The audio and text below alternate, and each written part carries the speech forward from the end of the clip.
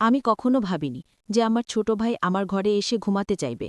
তার বয়স ১৪ বছর এবং যখন সে বলল, আপু আমি একা ঘুমাতে ভয় পাই, তখন আমি খুবই অবাক হলাম। ছোটবেলা থেকেই আমি তাকে খুব ভালোবাসি এবং সেদিনও তাকে আমার পাশে রাখতে চাইলাম। রাতে আমরা একসঙ্গে ঘুমাতে গেলাম। কিছুক্ষণ পর হঠাৎ আমি অনুভব করলাম যে কেউ বিছানার নড়াচড়া করছে। আমি চোখ খুলতেই দেখি আমার ভাই আমাকে জড়িয়ে ধরেছে। তারপর ভাইয়া আমাকে, আমার গল্পগুলো তোমরা শুনো, কিন্তু সাবস্ক্রাইব করো না। দয়া করে গল্পগুলো ভালো লাগলে ভিডিওটি লাইক, শেয়ার এবং চ্যানেলটি সাবস্ক্রাইব করো প্লিজ। আমি নুসরাত। আমি অনেক সুন্দর দেখতে। আমি একটু স্বাস্থ্যবান, যা আমাকে আরও আকর্ষণীয় করে তুলেছিল। এই জন্যই হয়তো আমার ছোট ভাই আমার দিকে নজর দিয়েছে। আমরা দুই ভাইবোন আমাদের বাড়িতে একসঙ্গে থাকি। তবে যতদিন যাচ্ছে আমি লক্ষ্য করছি ওর আচরণে কিছু পরিবর্তন আসছে। আমি ভেবেছিলাম এটা হয়তো বয়ঃসন্ধির কারণে হচ্ছে। ও মাঝে মাঝে আমার খুব কাছাকাছি থাকত। আর যখন আমি জিজ্ঞাসা করতাম সে হেসে বলতো, এমনি আপু। ধীরে ধীরে আমি বুঝতে পারলাম ওর আমার প্রতি আগ্রহ বাড়ছে। তার চোখের চাহানি ছিল আলাদা। সম্প্রতি আমি লক্ষ্য করছিলাম আমার ছোট ভাই আমার দিকে বেশ মনোযোগ দিয়ে তাকাতে শুরু করেছে। প্রথমে আমি ভেবেছিলাম হয়তো আমি কিছু বেশি ভাবছি, কিন্তু যখন সে বারবার আমার রুমে এসে নিঃশব্দে আমার দিকে তাকিয়ে থাকত, তখন কিছুটা অস্বস্তি অনুভব করতাম। এক রাতে আমি ঘুমানোর জন্য প্রস্তুত হচ্ছিলাম। সে আমার পাশে এসে শুয়ে পড়ল। তবে আমি ভাবছিলাম, আমি কি ওর মনের অবস্থা ঠিকভাবে বুঝতে পারছি, নাকি আমি যা ভাবছি তা ভুল। আমি কোনোভাবেই তাকে আঘাত করতে চাইনি, কিন্তু একই সাথে আমাকে আমার ব্যক্তিগত সীমানা বজায় রাখতে হতো। সবকিছু ঠিকঠাক মনে হচ্ছিল না। এক রাতে আমি পড়াশোনা করছিলাম। হঠাৎ সে এসে বলে উঠল, আপু তুমি কি আমার উপর রাগ করেছ? আমি অবাক হয়ে তার দিকে তাকালাম। তার চোখে কিছুটা অস্থিরতা ছিল, যেন সে বুঝতে পারছে আমি কিছুটা অস্বস্তি বোধ করছি। আমি শান্তভাবে বললাম, না রাগ করিনি। কিছুক্ষণ চুপ থাকার পর সে বলল, জানি না, কিন্তু যখন তোমার পাশে থাকি তখন আমার ভালো লাগে। তার কণ্ঠে কিছুটা দ্বিধা ছিল, যেন সে নিজেও পুরোপুরি বুঝতে পারছে না কি ঘটছে। তার এই রকম পরিবর্তন আমার কাছে ভয়ের চেয়েও কিছু বেশি ছিল। আমি চেষ্টা করছিলাম তাকে বোঝাতে, তুমি বড় হচ্ছ, তাই কিছু বিষয় বোঝা কঠিন হতে পারে, কিন্তু আমাদের ব্যক্তিগত জায়গা বজায় রাখা খুবই গুরুত্বপূর্ণ। এখন সময় এসেছে আলাদা ঘুমানোর অভ্যাস তৈরি করার। কিন্তু সমস্যা হলো সে শুধু রাতে নয়, দিনের বেলা তো সবসময় আমার পাশে থাকতে চাইত। আমি যেখানেই যেতাম সে আমার সাথে থাকত। এমনকি আমি রান্নাঘরে কাজ করলেও সে এসে সেখানে বসে থাকত যতক্ষণ না আমি কাজ শেষ করি। একদিন আমি তাকে বললাম, তুমি বন্ধুদের সাথে সময় কাটাচ্ছ না কেন? দেখছি তুমি স্কুলেও ঠিকমতো যাচ্ছ না। এতে পড়ালেখার অনেক ক্ষতি হচ্ছে এবং এটা তোমার ভবিষ্যতের জন্য ভালো নয়। আমার স্বপ্ন তুমি একদিন একজন ডাক্তার হবে, কিন্তু এভাবে চলতে থাকলে সেটা কঠিন হবে।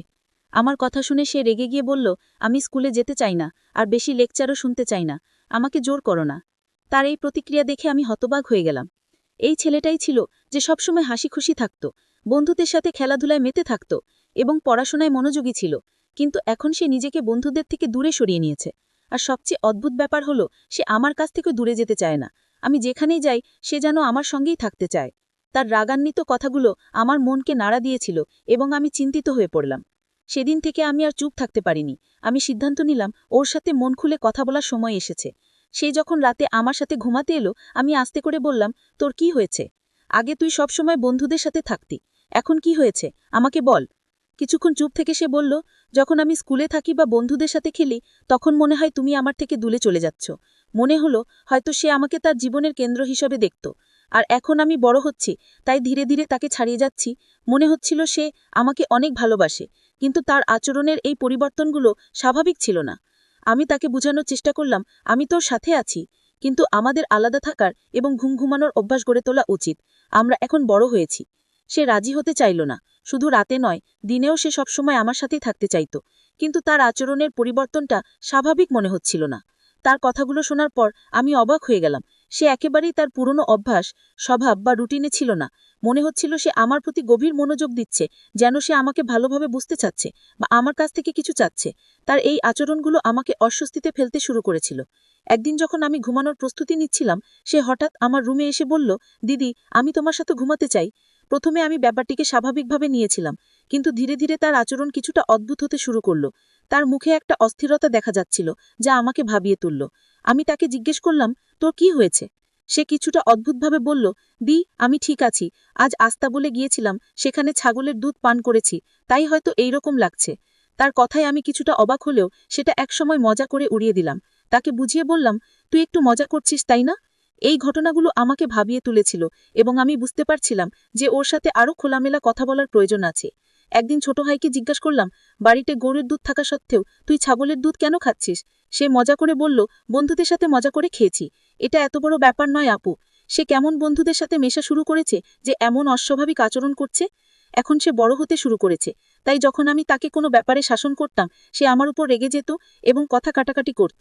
এরপর একদিন মাঝরাতে আমার ঘুম ভেঙে গেল এবং দেখলাম ছোট ভাই আমার দিকে তাকিয়ে আছে। এটা দেখে আমি একটু অস্বস্তি বোধ করলাম। আমি জিজ্ঞেস করলাম, তুই তো বড় হয়ে গেছিস, এখন এসব কেন করছিস? সে রেগে বলল, তাহলে যদি বড় হয়ে যায় তোমার সমস্যা হবে কেন? তার এই কথা শুনে আমি কিছুটা অবাক হলাম। পরে বললাম, ঠিক আছে, তুই আমার সাথে ঘুমাতে চাইলে কোনো সমস্যা নেই। সে চুপ হয়ে গেল। তারপর থেকে যখনই আমি ঘরের কাজ করতাম তার দৃষ্টিতে একটা অস্বাভাবিকতা লক্ষ্য করতাম। মনে হতো সে সবসময় আমাকে অনুসরণ করছে। এমনকি রাতে যখন আমি ঘুমাতে যেতাম সে আমার ঘরে এসে বসে থাকতো না ঘুমিয়ে। আমি নিজেকে শান্ত করার চেষ্টা করছিলাম।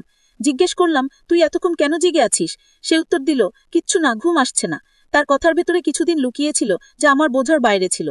পরিস্থিতি আমার জন্য অস্বস্তিকর হয়ে উঠছিল, কিন্তু একজন বোন হিসাবে আমি তাকে উপেক্ষা করতে পারিনি।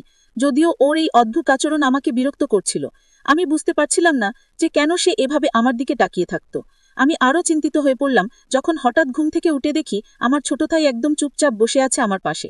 আমি আতঙ্কিত হয়ে পড়লাম, যেন আমার শরীরে কোনো শক্তি নেই। বুকে চাপ অনুভব করতে লাগলাম, কিন্তু কোনো কারণ খুঁজে পাচ্ছিলাম না কেন সে এভাবে তাকিয়েছিল। সে কি চাইছিল? আমার ঘুম কেড়ে নিয়েছিল? এই চিন্তা দিনের বেলাতেও আমি বিশ্রাম নিতে পারছিলাম না। তারপর একদিন একটা বাস্তবতা আমার সামনে এলো যা আমাকে ভীষণভাবে নাড়া দিয়েছিল। সেই সত্যটা আমাকে এতটাই বিপর্যস্ত করে তুলল যে মনে হলো আমার পৃথিবীটা ভেঙে যাচ্ছে। যে ঘটনাটি ঘটেছিল সেটা ছিল এতটাই অপ্রত্যাশিত যে আমি কখনো ভাবিনি এমন কিছু ঘটতে পারে। ঘটনাটি আমার মনকে এতটাই দুঃখে ভরিয়ে দিল যে মনে হলো সবকিছু শেষ হয়ে গেছে। সেই রাতে আমি অসুস্থ থাকায় তাড়াতাড়ি ঘুমিয়ে পড়েছিলাম। হঠাৎ অনুভব করলাম কেউ আমার বিছানায় বসে আছে। চোখ খুলে দেখি আমার ভাই সেখানে বসে আছে। কিছু বুঝে ওঠার আগেই সে আমাকে শক্ত করে জড়িয়ে ধরল। আমাদের দুই ভাই বোনের জীবন শুরু থেকেই কঠিন ছিল। ছোটবেলায় আমাদের বাবা মা খুব অল্প সময়ের মধ্যে আমাদের ছেড়ে চলে যান। আমি তখন মাত্র 12 বছরের ছিলাম, আর আমার ভাই ছিল আরও ছোট। একদিন বাবা মা এক আত্মীয়ের বাড়িতে গিয়েছিলেন।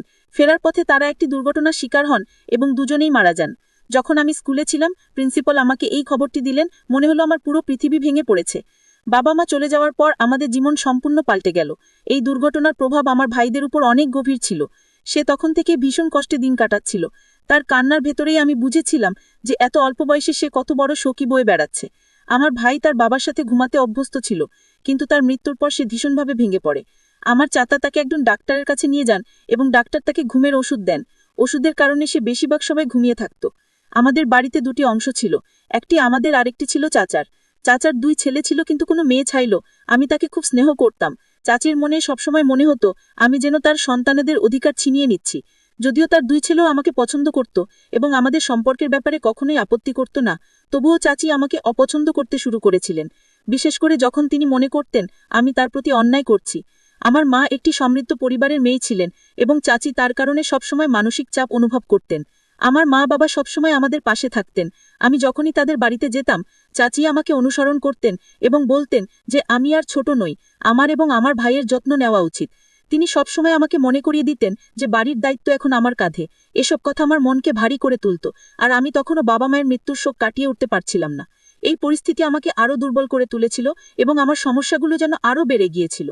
আমি প্রতিদিন মা বাবার কথা মনে করে কাঁদতাম। আমরা তাদের জীবনে কতটা সুখী ছিলাম, কিন্তু এখন মনে হচ্ছিল যেন আমাদের পৃথিবী উল্টে গেছে। এত কম বয়সে আমাকে জীবনের কঠিন বাস্তবতার মুখোমুখি হতে হয়েছিল। চাচাও আমাদের জন্য খুব চিন্তিত ছিলেন, কারণ তিনি আমাদের দুজনকেই খুব ভালোবাসতেন, কিন্তু চাচির কারণে তিনি আমাদের তেমন সময় দিতে পারতেন না। চাচার নির্ভরতা এবং চাচির করা আচরণ আমাকে আরও অসহায় করে তুলছিল। একদিন রান্নাঘরে কাজ করার সময় চাচি আমাদের বললেন, এখন নিজেকে সামলাতে শেখো, কেউ তোমার জন্য কিছু করবে না। আমি জানতাম তিনি হয়তো সঠিক বলছেন, কিন্তু আমার মধ্যে তখনও হতাশা আর শূন্যতা কাজ করছিল। আমার ভাইও স্কুলে যাওয়া বন্ধ করে দিয়েছিল। তার আগের সরলতা হারিয়ে যাচ্ছিল, যা আমাকে আরও চিন্তিত করত। সে প্রায়ই আমাকে প্রশ্ন করত, আপু, মা বাবা কেন চলে গেল? প্রতিবারই এই প্রশ্নে আমি ভেঙে পড়তাম। আমি জানতাম না এর উত্তর কি। আমি নিজেও বুঝতে পারিনি কেন এত কম বয়সে আমাদের এইভাবে একা ফেলে দেওয়া হয়েছিল। পরে যখন চাচি জানতে পারলেন আমাদের পরিবারের অবস্থা সম্পর্কে, তখন তিনি আমাকে খুব বকাঝকা করলেন এবং বললেন চাচা যদি আমার কথা না শুনেন তাহলে কিছুই ঠিক হবে না। এরপর তিনি রাগ করে তার বাবার বাড়ি চলে যান। চাচার জন্য সেটা খুব কঠিন সময় ছিল, কারণ তিনি তার স্ত্রীকে খুব ভালোবাসতেন। মায়ের চলে যাওয়া আমাদের দুজনেরই মন খারাপের কারণ হয়ে দাঁড়ায়। শেষ পর্যন্ত চাচুর পরামর্শ অনুযায়ী আমরা পুরো বাড়ি ভাগাভাগি করে চাচাকে আরেকটা অংশ দিয়ে দিলাম। আমাদের ভাগের টাকা দিয়ে আমরা নতুন একটা বাড়ি কিনে সেখানে শিফট করলাম। তবে যাওয়ার আগে চাচা এমন কিছু করেছিলেন যা তিনিও জানতেন না, এবং সেটি সম্পূর্ণ করে তিনি অত্যন্ত খুশি হয়েছিলেন। চাচা মারা যাবার পর তিনি আমাদের জন্য এলাকায় একটি বাড়ি কিনে দেন। আমাদের আঙ্কেল প্রায় দিনই আমাদের খোঁজ খবর নিতেন এবং সব ধরনের প্রয়োজন মেটানোর চেষ্টা করতেন। কিন্তু আন্টির মনোভাব ভিন্ন ছিল এবং তার স্ত্রীও আমাকে বাড়িতে রাখতে চাইতেন না। আমার ভাইকে আলাদা থাকতে হয়েছিল। আমি তখনই সিদ্ধান্ত নেই ভাইয়ের দায়িত্ব আমি নিজেই নেব। আমি বাড়িতে থেকেই প্রাইভেট পড়াতে শুরু করি।